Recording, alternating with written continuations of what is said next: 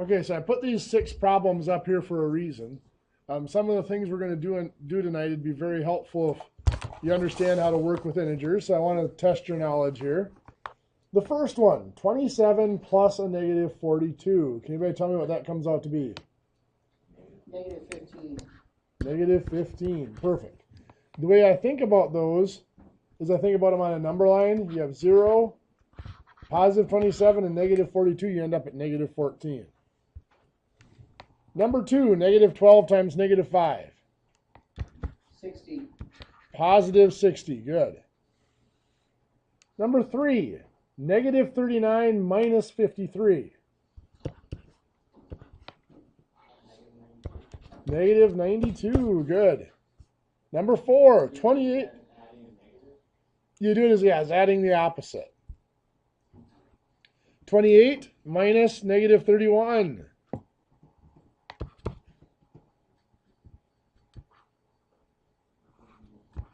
Positive 59. Negative 30 divided by negative 5. Positive 6. Good. Negative 41 minus a negative 28.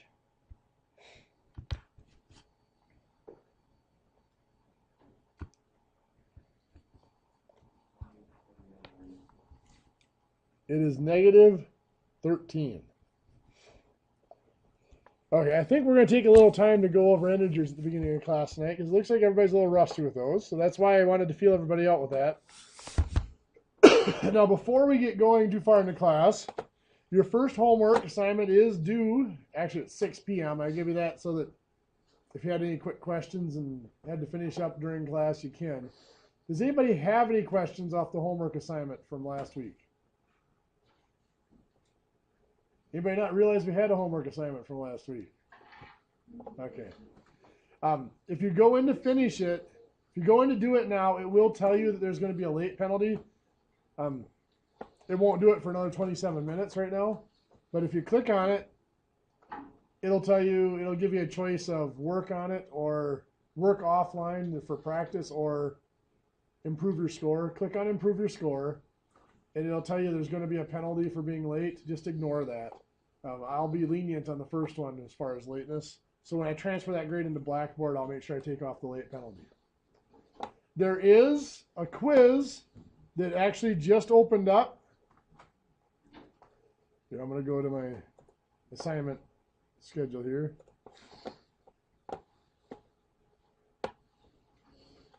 Yeah, that quiz should have opened up at 3 p.m. this afternoon. And that is going to be pretty consistent. They will open up at 3 o'clock the day of class.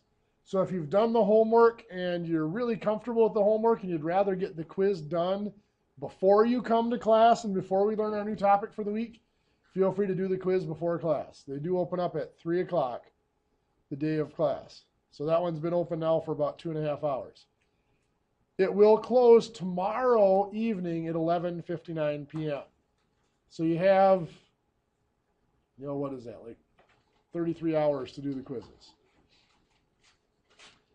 And like I said, if you do really well on the homework and you're really confident, it doesn't hurt to do the quiz before you come to class so that you have it off your mind before we do the new material. The quiz will be on the same material as last week's homework. So the quizzes always trail the homework by a week. Then, of course, there will be a new homework assignment tonight that will be due next Wednesday. So anybody have any questions off the homework they want answered? Everybody's good and feels good about taking a quiz on it? The quiz is much shorter, just so you know.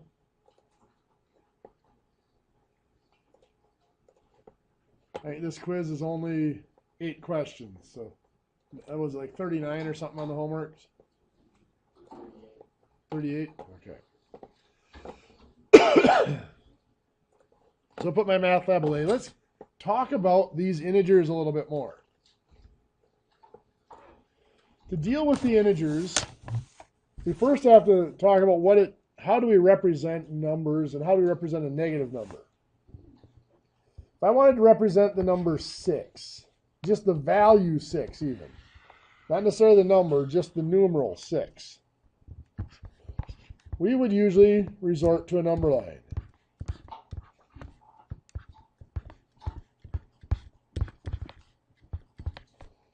And on a number line, there's a couple of different ways we can represent the number 6. Probably the simplest way to just show the number 6 is to put a dot at 6, and that represents the number 6. Now that's a quick way of displaying it, but it's really just a display. It doesn't allow us to do anything with it. It's not much of a working display of the number 6. A more workable, usable representation of that value uses what we call a vector.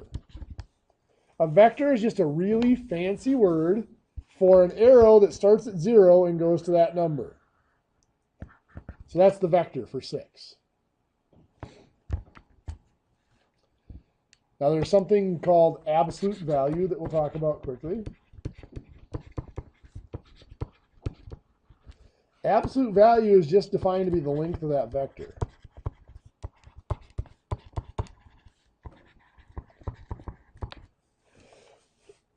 Obviously, length is always positive. So the symbol for absolute value looks like this. The absolute value is 6 because its vector is 6 units long. The absolute value of negative 6 is 6 because its vector would be 6 units long. So if I want to add, let's say I want to do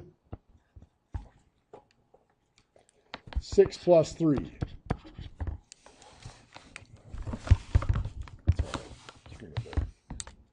Okay.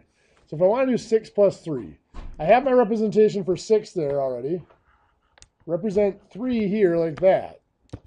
The operation of addition is simply combining vectors. So I take 6 and 3 and I put their vectors together to make one long vector that I see starts at 0, goes to 9. Well, we all knew that 6 plus 3 equals 9. But where this representation becomes really useful is what if that's not 6 plus 3? What if it's 6 plus a negative 3? Well, negative 3 looks like that. If I add that to the 6, it ends up with,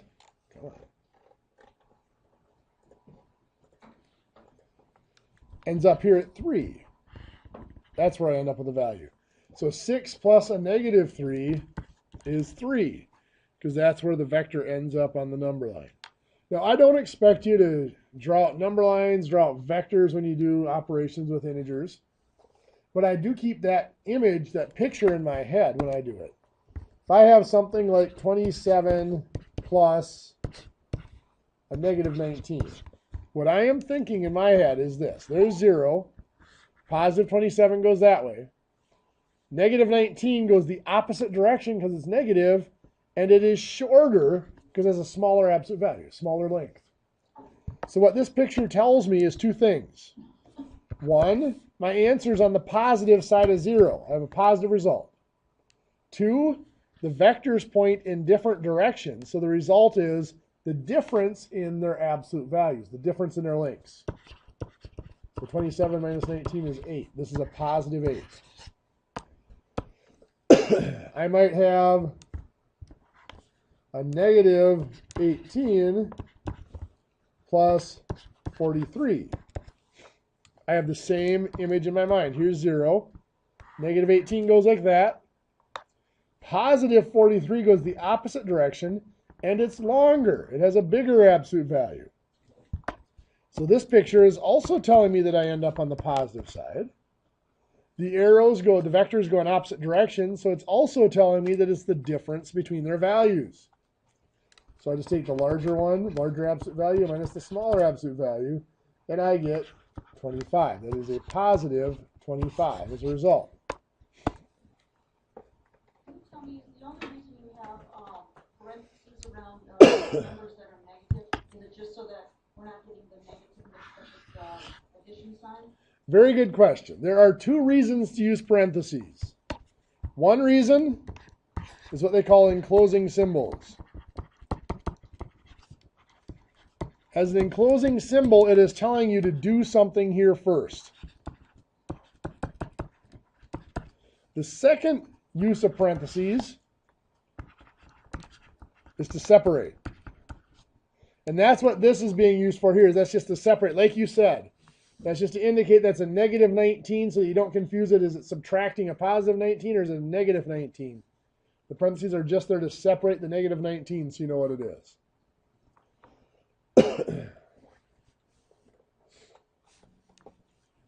We might have a negative 24 plus a negative 32. So here we have 0, negative 24, negative 32 go the same direction or the opposite? Same. We don't care whether it's longer or shorter because they go the same direction. This one is obviously going to end up on the negative side because they both go negative. And since the vectors point in the same direction, we're going to add their absolute values.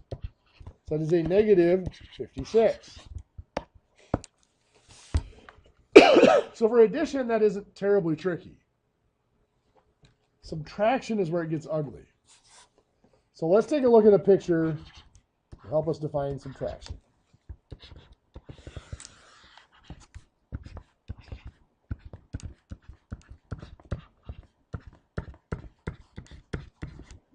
Let's try to illustrate 8 minus 3. Well, with what we know of vectors, it's not too tough. There's 8 minus 3 ends up at 5. We all know that 8 minus 3 equals 5.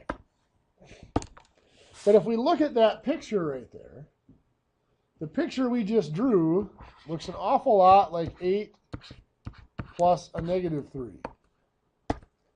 In fact, that's exactly the picture for 8 plus a negative 3. Pardon me for coughing tonight. I apologize for coughing in your ears all night. 8 minus 3, the operation of subtraction, is not really an operation of itself. Subtraction is defined as part of addition. Now, like most symbols, subtraction and division operate on the number that comes after them. So subtraction here, minus 3, the subtraction goes with the 3. So the 8 is just an 8. Subtracting 3, what that is saying is add the opposite of this number that comes after it.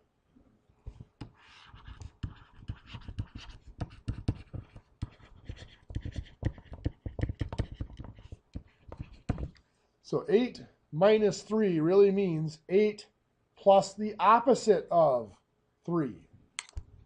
What is the opposite of 3? Well, negative 3.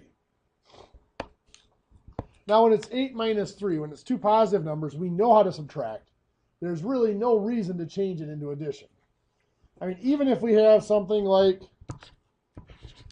18 minus 24, there's really no reason to change that into addition.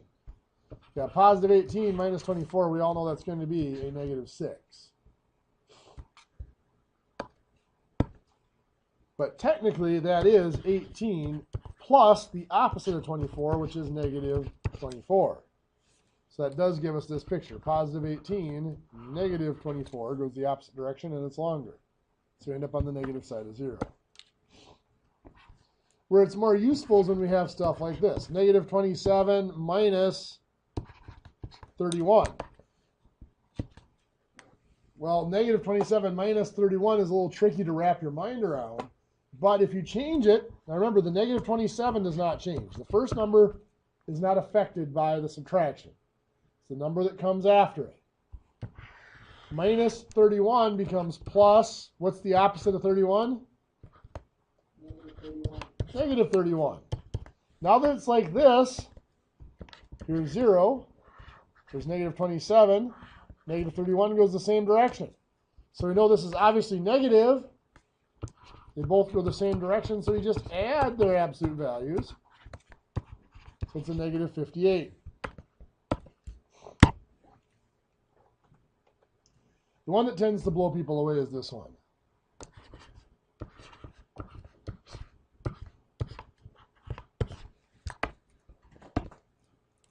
So again, the 32 is not affected by the subtraction. subtracting a negative 15 or minus a negative 15, that becomes plus, what's the opposite of negative 15? 15. Positive 15, or just 15. Perfect. So this is simply 32 plus 15. Well, 32 plus 15 is 47. Just adding two positives. We can also run into negative 28 minus a negative 51. So, does that become a positive 28? Nope. Nope. The first number, the number in front of the subtraction, is not affected. So negative 28 here stays a negative 28. Minus a negative 51, though, becomes plus the opposite of negative 51, which is 51. positive 51, 51. So we've got negative 28. Yep, just a second. Then positive 51 goes the other direction, and it's longer. So it tells us we're on the positive side, and the difference in their links is 23. Yeah? So what you're saying is when you subtract, you always, or when there's a subtract, you always make it into a plus? It's make it into a plus, and then you change the sign of the number that comes after it. Only when you're dealing with integers. I mean, if you're dealing with whole numbers, positive numbers, go ahead and just leave it as subtraction. We all know how to subtract. If I could, I'd rewind the clock back to kindergarten or first grade and never teach you subtraction, because life is a lot easier if you've never seen subtraction, have no idea what it is. But you know how to subtract and you're good at it. I'm not going to stop you. But when any of the numbers is negative and you're subtracting, it's much easier if you change it to plus the opposite.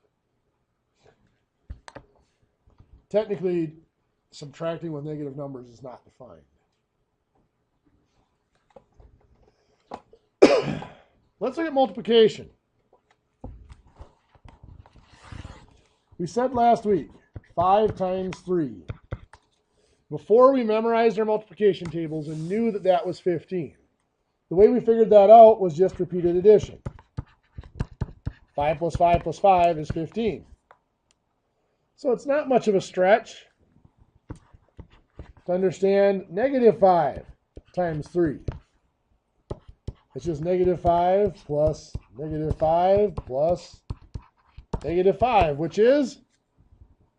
Negative 15. Negative 15. Now, a little bit trickier is 5 times a negative 3. In fact, with the parentheses there, I don't even need the multiplication symbol. The parentheses imply multiplication. Now, many of you probably know what that answer is, but what that is telling me is to take 5 and add it to itself negative 3 times. Well, I can't add something to itself a negative number of times. So our definition of multiplication doesn't fit that problem. But multiplication and addition are what we call commutative. We can change the order of the two numbers that we are multiplying. So we can change that to negative 3 times 5, and it doesn't change the answer. Well, now that's saying take negative 3 and add it to itself 5 times, or add 5 negative 3's together. So negative 3 plus negative 3 plus negative 3 plus negative 3 plus negative 3, which is negative 15. Good. At some point in school, you've probably been taught that, of course, a positive times a positive is positive. A negative times a positive is a negative. And a positive times a negative is a negative. So if there's one positive and one negative when we're multiplying, the result is negative.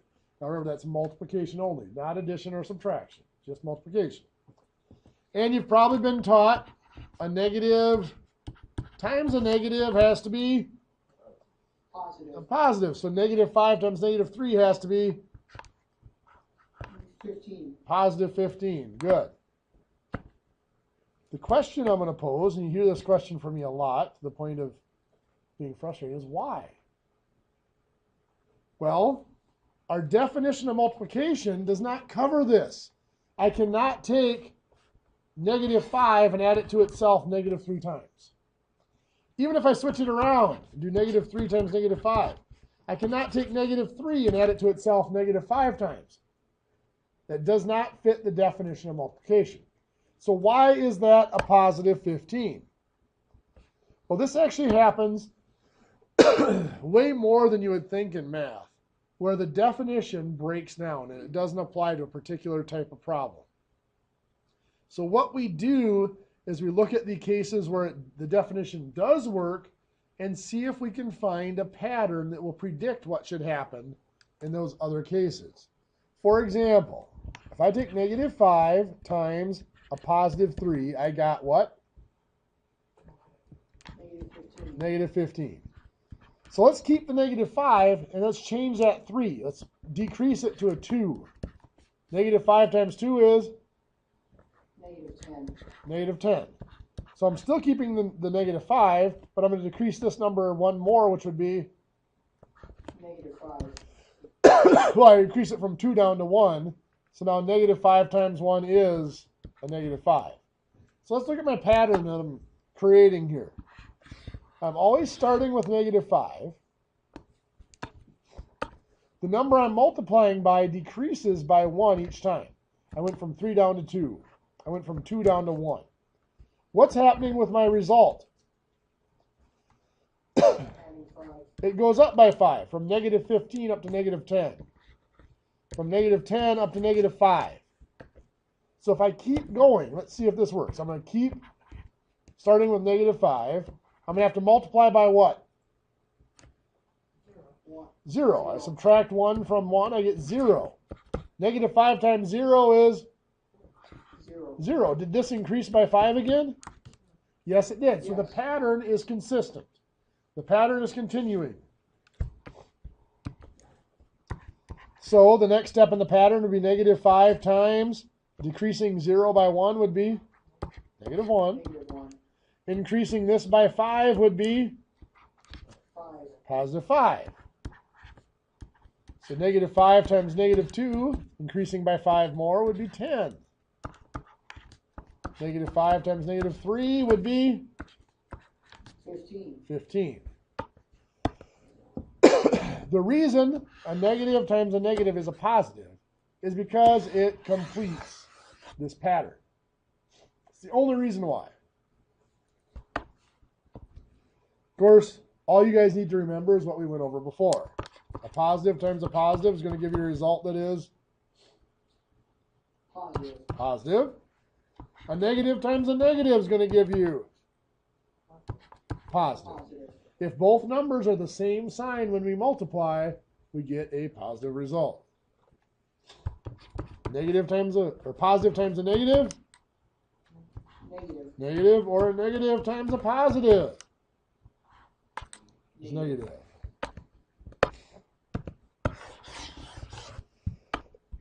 Now, you've probably been taught the same pattern for division, and it does hold true, but not necessarily for the reason that you've been taught. The definition of division. 12 divided by 2 is really asking us to complete a multiplication question. Remember we said back last week that division was multiplication done in reverse? What this is saying is what number times 2 equals 12? Well, what number has to go in here? 6. So 12 divided by 2 is 6 only because 6 times 2 equals 12.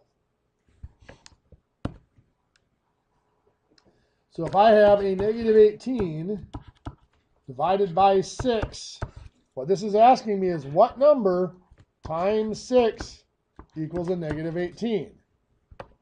Well, let's look at this. The result here is negative. To multiply to get a negative, I must have one of each, one positive and one negative. Well, 6 is positive. So my other number has to be negative. So negative 3. So negative 18 divided by 6 is a negative 3.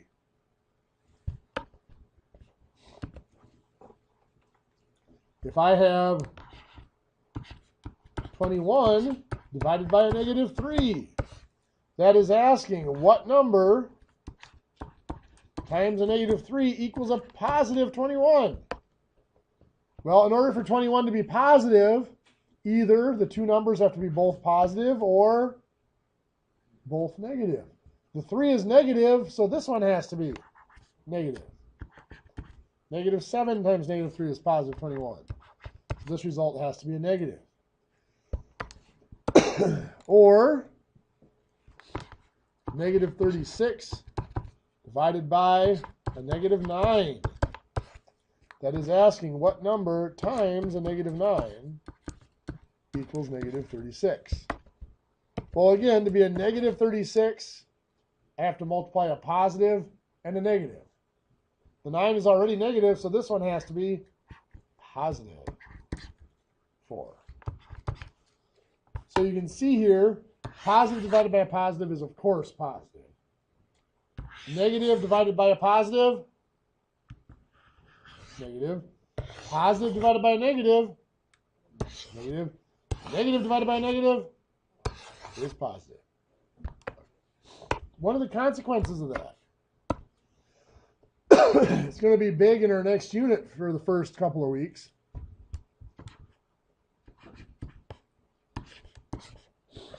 Try this on your calculator, negative 7 squared.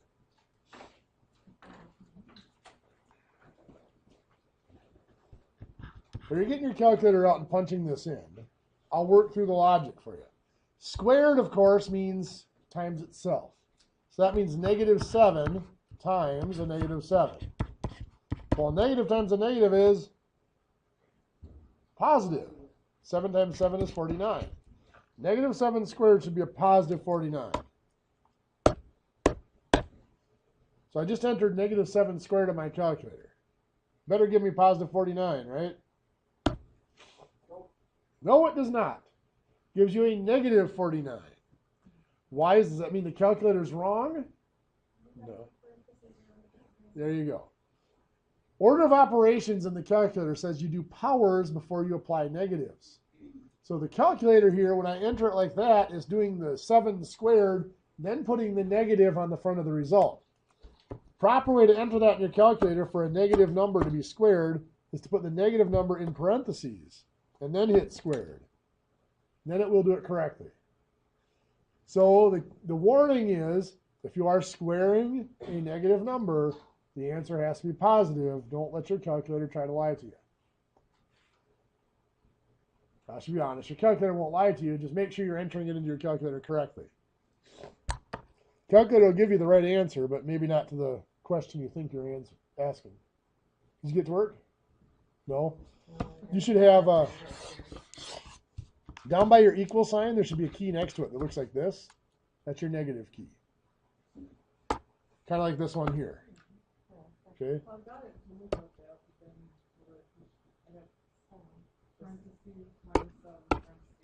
Okay.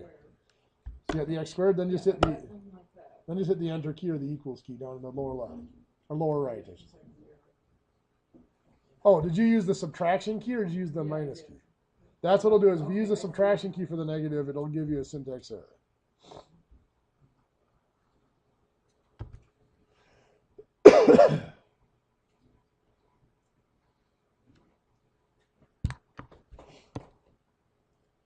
Get them to work? Still not? What do you get first? What you gotta do is you gotta do open parentheses. Yeah. Then you gotta hit this key down here by your equal sign. It's a minus key. It's got in parentheses. That's your negative key. Can't use the subtraction key. That won't work. That first? No, hit the parentheses, open parentheses first. There you go. Yep.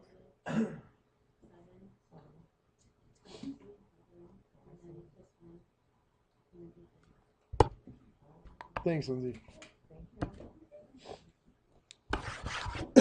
That's going to be a big calculation in the beginning of our next unit. So, okay. Our next step.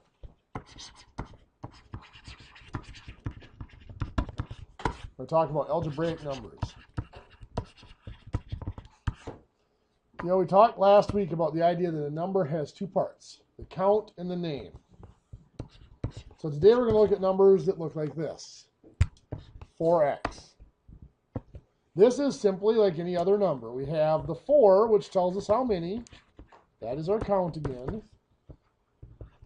And the X that tells us how many of what.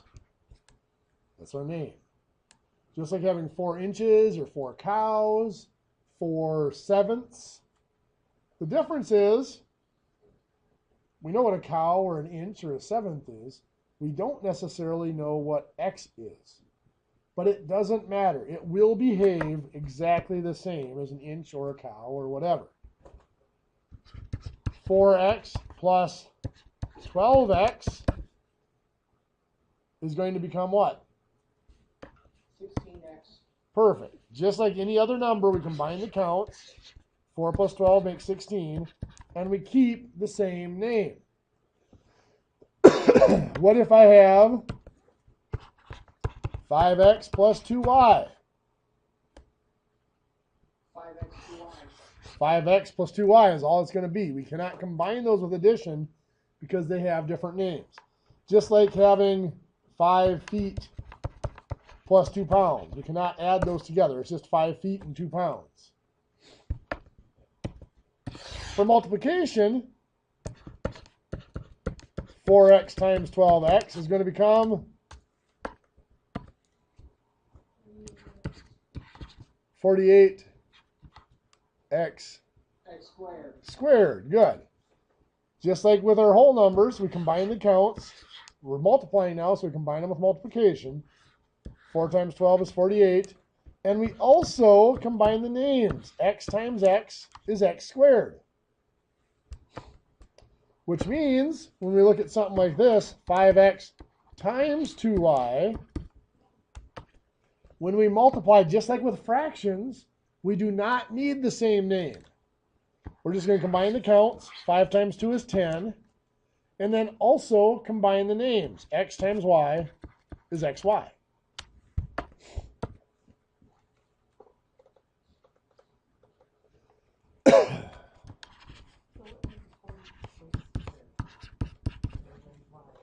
Because it was x times x makes x squared. Just like inches times inches is inches squared.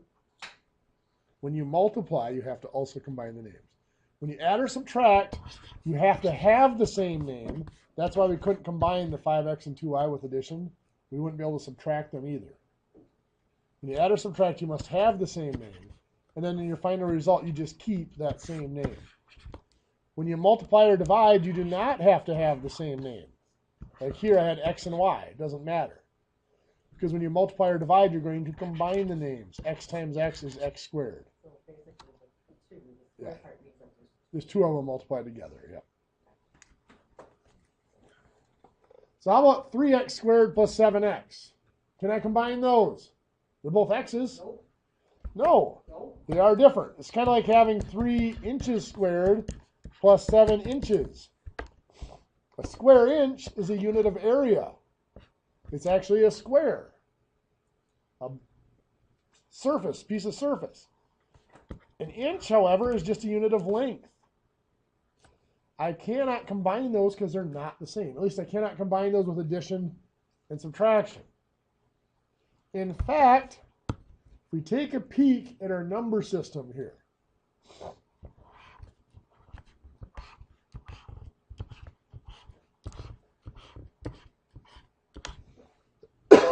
look at our place values. Ones, tens, hundreds, then the 1,000s, 10,000s, and so on.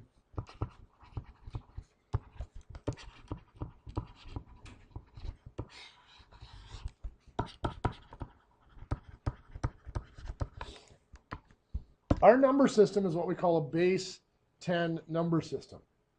That means our place values are exponents with a base of 10. An exponent looks like that. An exponent has 2 parts. The one part is the base. The 8 in this case is the base. That's the number that's being raised to the power. The number is being acted upon. The second part of an exponent is the power. So the 3 here is a power. That's saying this is 3/8 multiplied together. So a base 10 numbering system is telling us that our place values are exponents with a base of 10. So we start 0, 1, 2, 3, 4, 5. This is 10 to the power of 0, 10 to the power of 1, 10 to the power of 2, 10 to the power of 3, 10 to the power of 4, 10 to the power of 5. 10 to the power of 1 is just 10. Anything to the power of 1 is itself. 10 squared is 100 or hundreds. 10 to the third is 1,000. 10 to the fourth is 10,000. And 10 to the fifth? 100,000. 10 to the 0 is 1. Almost everybody will say 0 when I ask that question. But look at the pattern. Just like with our negatives, each time I decrease the power by 1, this number gets divided by 10. Same here. Decrease the power by 1, the number is divided by 10.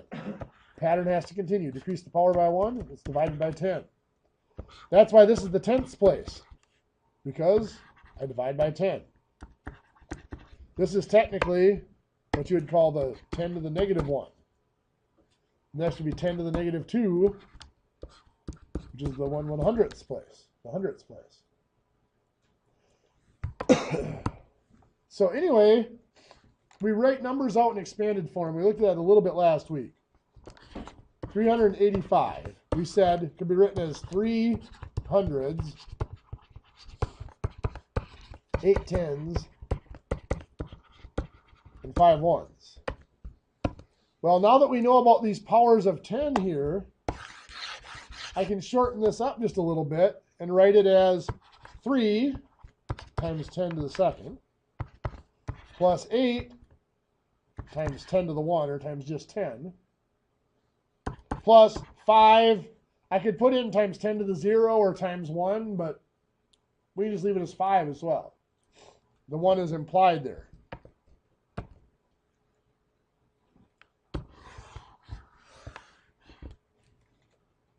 Now let's jump up to an algebraic number.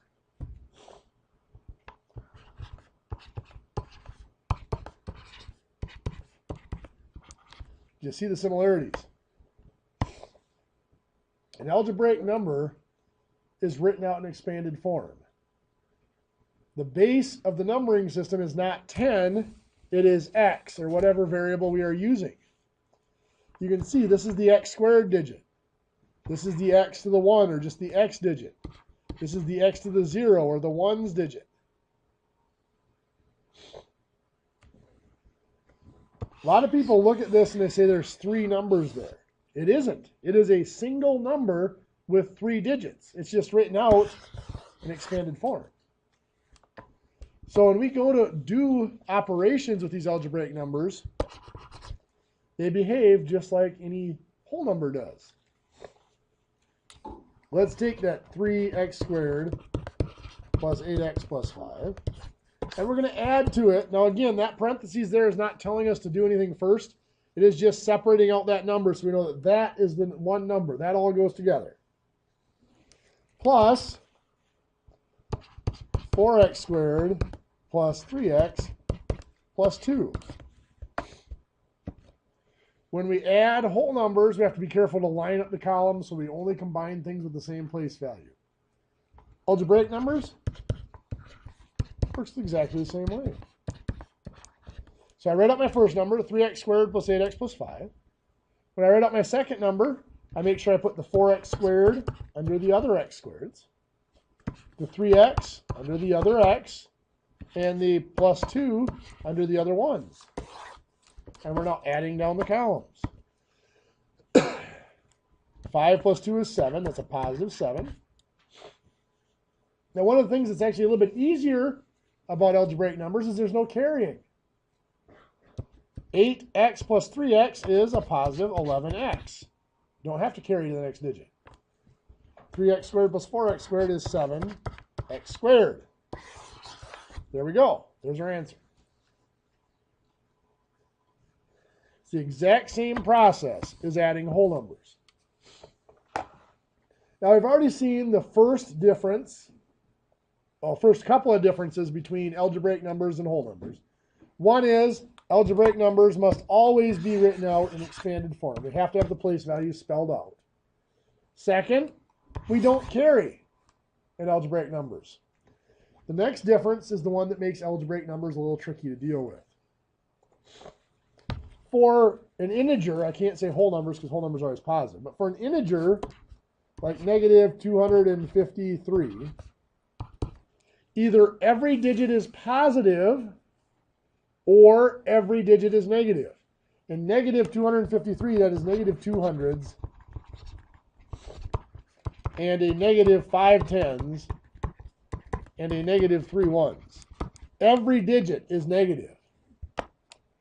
In an algebraic number, I can have 7x squared minus 9x plus 3. Each digit can be positive or negative on its own. So that can complicate my addition a bit by giving me a problem like this. Take my 7x squared minus 9x plus 3, and I'm going to add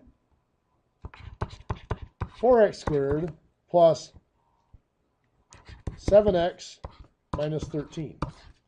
Notice I can have more than one digit, more than 10 in a digit. So I'm going to set this up to add, just like before. Write down my first number. I line up my place values on my second number. And I am still adding my columns. Now the sign, the operation in front of a number always goes with the number that comes after it. So we may pronounce this as minus 13, but that really acts as a negative 13. We might pronounce this as minus 9x, but that really acts as a negative 9x. So when we go down through 3 plus a negative 13, it's negative 10. Positive 3, negative 13 is negative 10. Negative 9x plus 7x. Well, negative 9 plus 7 is a negative 2. We keep the same name of x. 7x squared plus 4x squared? 11x squared. 11x squared.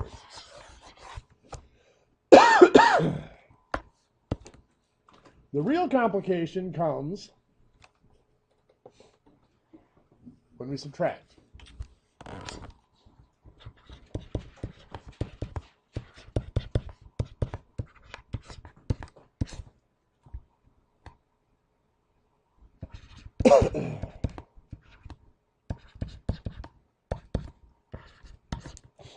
I purposely kept all the digits positive here for our first example to keep it a little bit easier on us.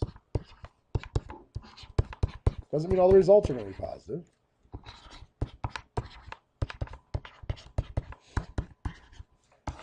So we line it up just like we did addition, but now we are subtracting down each column. 3 minus 9.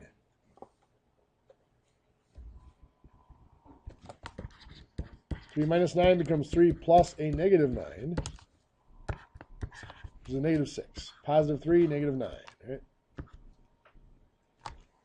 7x minus 4x. 7 minus 4? 3, so 3x. 5x squared minus 8x squared. What's 5 minus 8? Negative 3x squared. Negative 3x squared. That wasn't so bad, right? We had to deal with the negatives, kind of, but it didn't hurt too bad. This next example is where the negatives start to bite.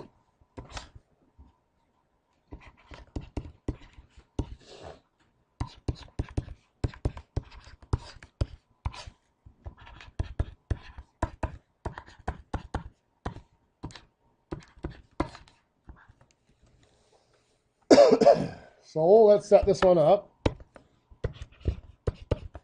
5x squared minus 11x plus 3. The x squared goes under the x squared. The 7x goes under the negative 11x. The negative 14 goes under the positive 3. We are subtracting down our columns. So I'm going to warn you before we start in, be very, very careful. This is a 3 minus a negative 14. Now, to avoid mistakes, I write these off to the side. 3 minus a negative 14, which becomes 3 plus 14, which is? Positive 17. Positive 17. Good.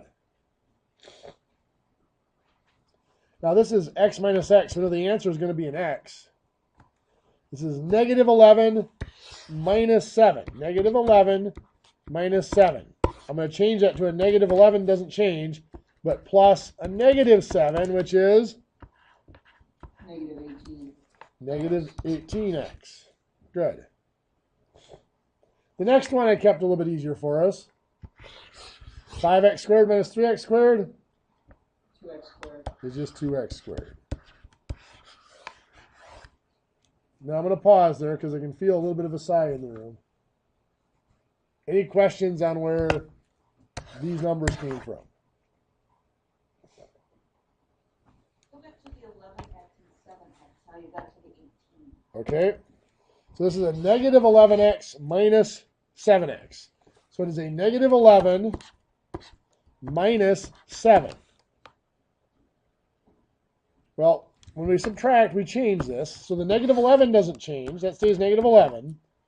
It's the subtracting 7 that becomes adding. The opposite of 7 is a negative 7. So now that we're adding, we do our vectors. We start at 0. Negative 11 goes this way. Negative 7 goes the same direction. So the result is negative, and they're going in the same direction, so we add the links of the vectors. So 11 plus 7 is 18. So it's a negative 18. Okay, I got that. Now that you're understanding. Okay. If you're struggling with the negatives, find a place to do more practice, ask me questions, figure out how to enter them on your calculator or whatever. The negatives will haunt you throughout all of the algebra we do. That is the single biggest mistake on these is problems with the negatives. Yes? So if it was a minus 11 like it is right now, Yep. if it was a minus 7, you don't change anything. It would be a minus 8. If it was like that when we are subtracting? Okay, so that is a negative 11 minus a negative 7, right? So the negative 11 doesn't change. We are subtracting a negative 7. That becomes adding. The opposite of negative 7 is a positive 7. So we've got a negative 11, positive 7. They go opposite directions, but it stays on the negative side. The difference between the length of an 11 and a 7 is 4. It's a negative 4x. To this one? To the second, 5 minus the 3. I could. That's 5 minus 3. So I could change that to 5 plus a negative 3. It's just when I'm dealing with two positive numbers, changing it to adding the opposite doesn't matter because we know how to subtract positive numbers. That's a positive 5 and a negative 3 ends up at 2. So if those are, if the 3 and the 14 were both positive, 3 minus a negative 14, right? 3 minus a negative 14. That becomes, the 3 doesn't change. This becomes plus. The opposite of negative 14 is a positive 14. okay, so if that actually in the first place would have said a positive 14. Then you would have ended up doing plus a negative 14. That would have been 3 minus, and this has been a positive 3 and a positive 14, and we're subtracting. And that becomes 3 minus 14, which is 3 plus a negative 14. So positive 3 and negative 14.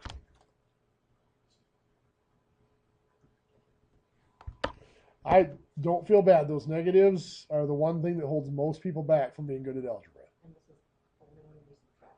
Only when you subtract, yes. And like I said, here, oops, where both the 5 and the 3 were positive, I just subtracted because we know how to subtract positives.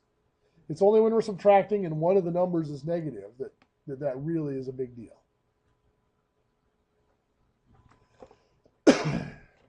Now on your calculator, I'm going to show you a trick here.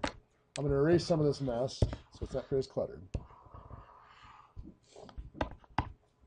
So you have that negative key. It looks like that, right? So I would simply type this in on your calculator. 3, because that's a positive 3, minus the subtraction key, and then put in the negative key, which is the one in parentheses down by the equal sign, and then 14. Hit equals. Should bring up the positive 17. So that's 3, oops, there, 3 minus a negative 14, which is the positive 17. Same can go work for this one here. You start with the negative 11, so use the negative key, 11, minus, that's a positive 7, so just minus 7, it equals. Which is a negative 18.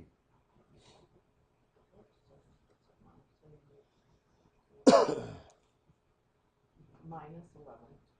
Negative, use a negative 11. You got to use the negative key. So it's this key here, the negative, then the 11, minus, and it's a positive 7, so you just put in a 7.